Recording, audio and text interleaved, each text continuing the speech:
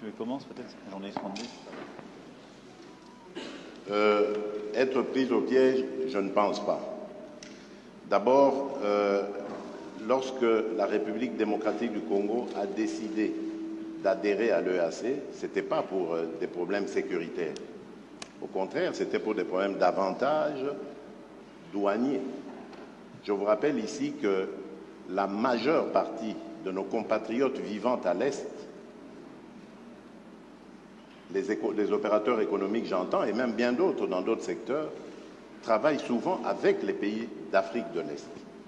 Et lorsqu'il y a importation de denrées de tout genre, c'est par les ports de Mombasa et de Dar es Salaam principalement que cela vient. Et donc, nos opérateurs économiques n'étaient pas dans les mêmes conditions de concurrence que leurs homologues des pays voisins. Et ça avait un impact négatif pour notre économie parce qu'ils étaient obligés à ce moment-là de migrer vers ces pays, de vivre là-bas et donc de faire gagner plus de ressources à ces pays-là qu'à la République démocratique du Congo. Donc ça, ce n'est que pour l'aspect économique. Il y en a bien d'autres qui ont milité à ce que nous prenions la décision d'adhérer à cette communauté. Et puis, vu la taille de la République démocratique du Congo qui se situe au centre de l'Afrique, ça aurait été une opportunité formidable, surtout en ce qui concerne aujourd'hui la zone de libre-échange continentale, l'intégration de l'Afrique.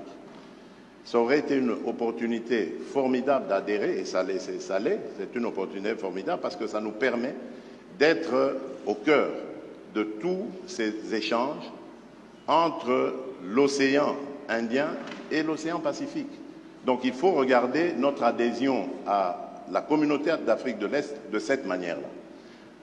Malheureusement, entre-temps, par accident ou par velléité hégémoniste ou de pillage de nos ressources, le Rwanda nous fait la guerre, mais cela ne doit pas remettre en cause toute la raison d'être de notre adhésion dans cette communauté. Alors, maintenant, lorsque vous me parlez de piège, je ne suis pas d'accord avec ça. Parce que d'abord, les forces kenyanes se sont déployées, comme elles s'étaient engagées de le faire, c'est le cas aujourd'hui. La difficulté, et j'en conviens avec vous, lorsque vous parlez de sorte d'attitude bizarre de la part de la communauté de l'Afrique de l'Est, la difficulté aujourd'hui, c'est de passer à la contrainte, comme ça avait été le cas. Mais vous savez, la contrainte, c'est la guerre. La guerre, on sait quand on la commence, on ne sait pas quand on la termine. Vous avez plusieurs exemples dans le monde aujourd'hui. Et je crois que ces pays veulent donner la chance à la paix, mais alors jusqu'au bout. Et c'est notre cas aussi, nous, République démocratique du Congo, qui sommes les plus concernés par cette agression.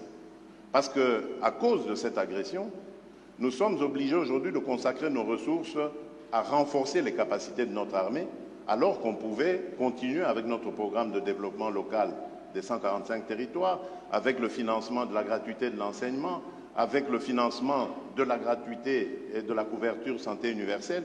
Donc voilà, je peux continuer comme ça, des tas de projets sur lesquels nous étions engagés et que nous sommes maintenant obligés d'arrêter parce qu'il faut se consacrer à la sécurisation de nos populations et de notre territoire. Et donc c'est d'abord l'affaire des Congolais avant d'être celle de nos voisins. Nos voisins viennent en aide à ce que nous recouvrions la paix et j'espère qu'ils auront raison. Ils veulent donner une chance à la paix, c'est normal, parce qu'ils pensent qu'engager des ressources à vouloir faire la guerre, c'est des dépenses, beaucoup de dépenses, et même au bout du compte, on n'est pas sûr du résultat. Donc donnons d'abord une chance à la paix, et je suis d'accord avec ces pays voisins, et ensuite nous verrons. Mais comme je l'ai dit, moi je reste vigilant, parce que dubitatif, compte tenu de ce que je sais des velléités rwandaises, et compte tenu de ce que je sais de leurs engagements pris jusqu'ici, qui n'ont jamais d'ailleurs été respectés. Voilà. Pour ce qui est de votre question, j'ai été très clair sur la condamnation du M23 et de tous ceux qui le soutiennent, y compris le Rwanda. Bien sûr. Donc, je ne peux pas être plus clair que ça. Après, ce n'est pas une question de dénonciation. Je l'ai fait. Nous l'avons fait depuis des mois. Parler d'agression, on l'a fait par des groupes. Des groupes qui sont d'ailleurs des groupes incluant aussi des Congolais. Vous le savez comme moi. Donc, ce n'est pas une agression d'une puissance extérieure. Ils sont soutenus par plusieurs puissances extérieures dans une logique de prédation. Mais ces groupes ont aussi des ressortissants qui sont votre pays. C'est une réalité. Bon. Donc, je l'ai condamné. Et on peut parler tout à fait d'agression, j'ai aucun problème, de tous ces groupes, y compris des ADF et autres. Et la France est un soutien et un allié de la RDC contre à la fois ces pillages, cette volonté de balkanisation. La question qu'il y a derrière ce que vous me demandez, c'est de savoir si on veut passer un cran supplémentaire et aller tout de suite aux sanctions. J'ai répondu de manière très claire tout à l'heure. Nous dénonçons, nous condamnons, nous accompagnons le processus de médiation régionale, mais au moment où